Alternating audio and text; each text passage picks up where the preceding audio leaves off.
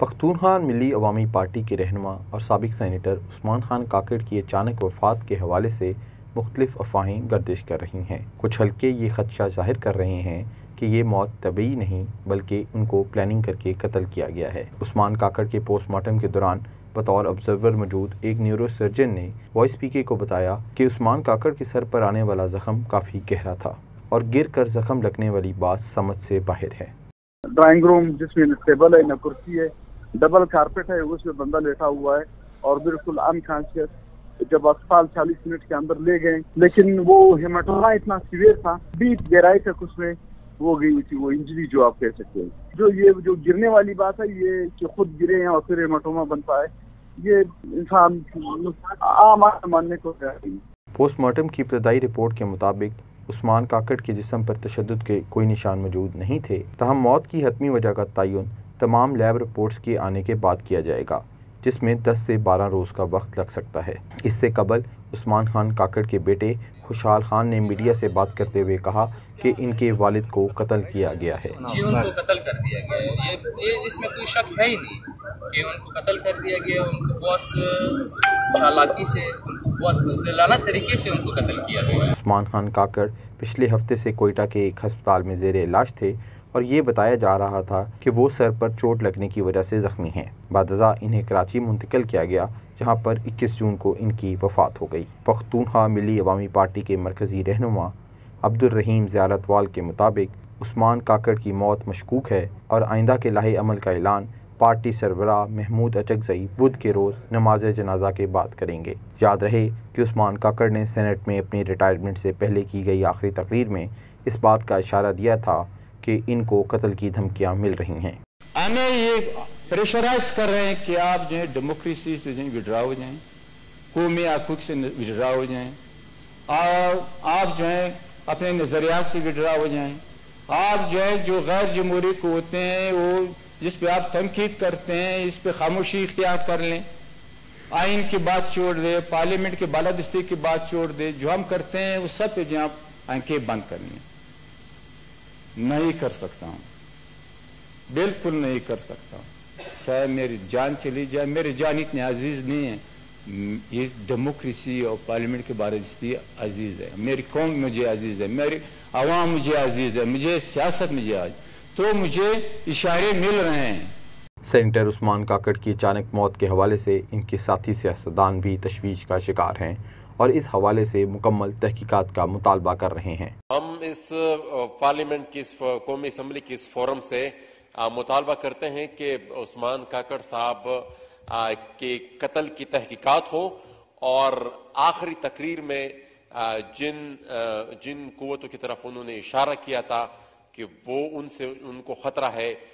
ان کو بھی زیر تفتیش لایا جائے۔ سابق ڈپٹی چیئرمین سینٹ سلیم مانڈی والا نے مطالبہ کیا کہ بلوچستان اور سندھ حکومت عثمان کاکڑ کی موت کی جامع تحقیقات کریں اور اس حوالے سے ان کی فیملی کو بھی سینٹ میں بلانا چاہیے۔ اس ایوان میں سب میرے بھائی ایگری کریں گے اور میرے کولیگز ایگری کریں گے کہ ہمیں اس کو مانیٹر کرنا چاہیے، ہمیں فورس کرنا چاہیے بلوچستان گورنمنٹ کو اور سندھ گورنمنٹ کو کہ جہاں ان کی ڈیتھ ہوئی ہے کہ اس کی انویسٹیگیشن، تھورو انویسٹیگیشن کی جائے، ان کا پتہ کیا جائے کہ Usman Kakar, how did Usman Kakar die? مطلب you can not leave a person's death just to a mystery کہ جی ہاؤ ڈیڈ ہی ڈائی۔ اور جب ان کی اپنی فیملی یہ کہہ رہی ہے، ان کی اپنی اولاد یہ کہہ رہی ہے کہ Usman Kakar did not die accidental death, did not die a natural death, then how did he die? تو میں یہ سمجھتا ہوں کہ اس ایوان کی ذمہ داری ہے، ہم سب کولیگز کی ذمہ داری ہے کہ عثمان کاکڑ کی ڈیتھ کا ریزن پتہ کیا جائے۔ JUIF سے تعلق رکھنے والے سینیٹر اور سینئر وکیل کامران مرتضیٰ کا کہنا تھا کہ اگر ایک سابق سینیٹر کی موت کے حوالے سے شکوک کا اظہار کیا جا رہا ہے تو پھر یہ سینٹ کی ذمہ داری بنتی ہے کہ ایک کمیٹی بنا کر اس کی تحقیقات کی جائیں۔ اس ہاؤس کی ذمہ داری بنتی ہے کہ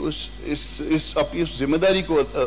ادا کریں کہ ان کی وفات یا شہادت، وفات ہم سب کہہ رہے ہیں، وہ شہادت ان کی فیملی کہہ رہی ہے، ان کی پارٹی کہہ رہی ہے، تو اس حوالے سے جو ہے نا وہ کچھ نہ کچھ ہم انٹروگیٹ کریں۔ تو میں سجیسٹ کروں گا کہ ایک کمیٹی جو ہے کم از کم اس ہاؤس کی فارم کی جائے اور وہ کمیٹی اس معاملے میں انکوائر کرے، پوسٹ مارٹم ہو سکتا ہے اور باقی جو ہے نا کچھ نہ کچھ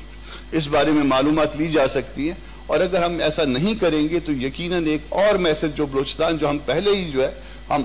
مطمئن نہیں ہیں، اس وفاق میں جو کچھ ہمارے ساتھ سلوک ہوتا ہے ہم اس حوالے سے مطمئن نہیں ہیں، مگر ان کی یہ شہادت جو ہے ایک اور میسج دے گی اور وہ بڑا نیگیٹو میسج ہوگا. آزاد سینیٹر کوہدہ بابر کے مطابق یہ سینٹ اراکین کی ذمہ داری بنتی ہے کہ وہ اپنے پرانے ساتھی کے گھر والوں کی تسلی کروائیں. انہوں نے تجویز دی کہ اس کے لیے سینٹ کی قائمہ کمیٹی برائے داخلہ ان کی میڈیکل رپورٹس منگوا کر اس کا جائزہ لے سکتی ہے. سندھ گورنمنٹ بھی اس میں انوالو ہے، بلوچستان حکومت بھی انوالو ہے. اگر ہم لوگ سینٹ سے بھی اگر ہماری ایک کمیٹی ہے انٹیریئر کی، اگر آپ مناسب سمجھیں، جیسے ہمارے کولیگز نے کہا ہے،